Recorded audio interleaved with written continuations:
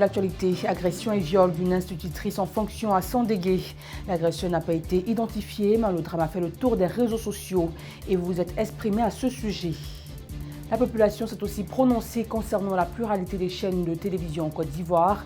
La libéralisation des médias audiovisuels en Côte d'Ivoire est-elle bénéfique? Des avis dans ce journal.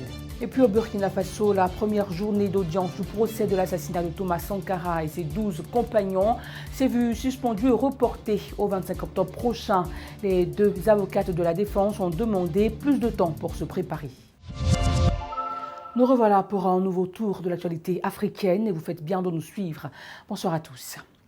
L'information a défrayé la chronique en fin de semaine dernière. Une institutrice s'est faite violer dans la localité de Dédougou, sous-préfecture de Sandégué, dans la nuit du mercredi 6 au jeudi 7 octobre dernier. C'est le mouvement des instituteurs pour la défense de leurs droits qui rend publique l'affaire. Que dit la population abidjanaise à propos? Voici les réactions dans cet élément de déniquement.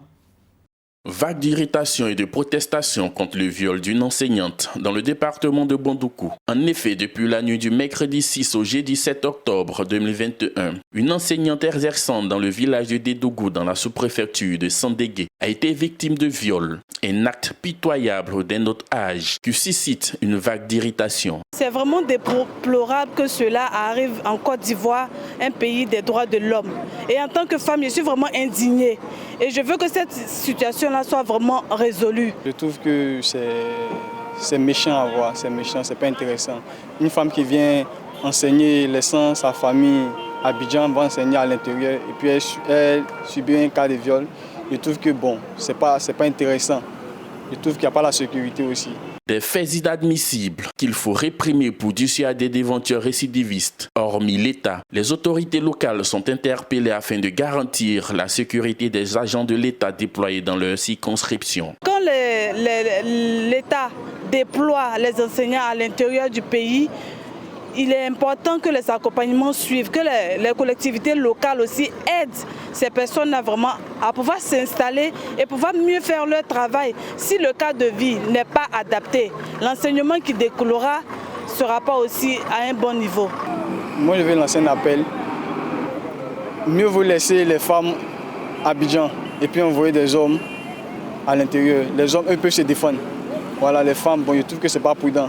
Pour rappel, c'est aux environs de 23 heures que le malfrat se serait introduit dans la maison de l'institutrice, armé de pistolets et d'une machette, lui intimant l'ordre de se mettre à genoux en la menaçant de mort. Muni d'une corde, il la ligote puis la bâillonne avec du scotch avant d'exécuter cet acte ignoble.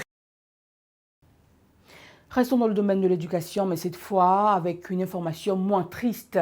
L'organisation des parents d'élèves et étudiants de Côte d'Ivoire, en abrégé OPECI, organise un colloque national dans le domaine de l'éducation-formation. Il s'est ouvert à l'amphi A de l'université Houphouët-Boigny ce matin et s'achèvera demain, 13 octobre. Thème central de cet événement est le rôle des parents d'élèves et étudiants pour une gouvernance participative efficace du secteur éducation-formation. Les parents d'élèves et étudiants sont invités à venir participer massivement à ce colloque national. Innovation du côté de l'examen du permis de conduire en Côte d'Ivoire. Eh bien, il est désormais possible de le passer en 3 langues locales en plus du français, notamment en baoulé, bété et malinké. Hier, les dernières programmations de technologie digitale du projet ont été finalisées, ce qui permettra à toutes les personnes qui ne savent ni lire ni réécrire, mais s'exprimant dans l'une des 3 langues nationales, de maîtriser le code de la route. Changement également dans le domaine des concours administratifs 2021. La ministre Anne Ouloto est claire, il n'est plus question de soumettre tous les candidats des concours administratifs aux visites médicales. Seuls les candidats admis au concours y seront soumis et ce, avant leur prise de fonction. Pour ceux qui auront des problèmes de santé, une prise en charge est envisagée. Rappelons-le, seulement 11 874 candidats seront retenus sur 115 979. Je l'annonçais en titre, les Ivoiriens se sont exprimés sur la pluralité des médias audiovisuels que connaît en ce moment le pays. On les écoute au micro de Denis Kouman. Longtemps souhaitée par les consommateurs, la libéralisation de l'espace audiovisuel est devenue une réalité en Côte d'Ivoire. Une libéralisation qui a vu l'émission de plusieurs chaînes de télévision proposant divers programmes aux téléspectateurs. Une pluralité de médias audiovisuels appréciés par les populations. C'est une bonne chose parce qu'il faut qu'il y ait plusieurs médias pour que les gens soient beaucoup informés. Voilà. Et puis, la concurrence favorise beaucoup de choses. Chacun a son programme. Je peux dire que c'est bon, c'est bienvenu parce que ça montre un peu l'évolution du monde du média.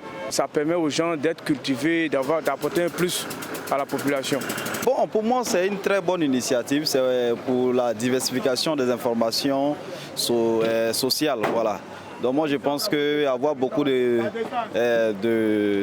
maisons de télévision, c'est très bon. Voilà, ça fait partie même du développement. S'agissant du contenu, chacun y va selon sa sensibilité. Pour certains néanmoins, les programmes d'éducation sont à privilégier. Les programmes d'animation pendant les vacances, mais surtout les programmes d'enseignement. Voilà, il faut qu'on nous enseigne par la télévision. C'est mieux que de nous distraire durant les 12 mois de l'année. Il faut avoir des temps de distraction, mais il faut avoir des moments aussi d'enseignement. La télévision aussi peut nous enseigner.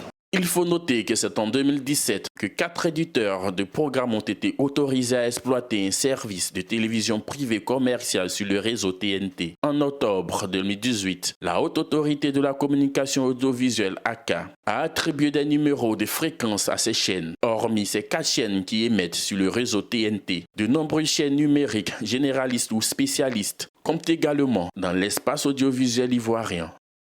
Le gouvernement ivoirien prépare un projet de loi pour la protection des lanceurs d'alerte. Il est question pour l'instant de faire une analyse détaillée de l'actuel système des lanceurs d'alerte et d'identifier les lacunes des dispositions législatives et réglementaires pour le renforcement du dispositif relatif à la protection des lanceurs d'alerte. Et toujours dans le cadre du renforcement de la sécurité en Côte d'Ivoire, le directeur général de la police appelle à une franche collaboration entre la population et la police. Il exhorte les populations à livrer à la police toutes les informations susceptibles d'aider dans la mission de sécurisation des biens et des personnes. Faisons rapidement notre point quotidien sur l'évolution du coronavirus en Côte d'Ivoire. Hier, le pays enregistrait 188 nouveaux cas confirmés, 353 guéris et 15 décès. En total donc de 60 829 cas confirmés, 58 967 guéris et 669 décès.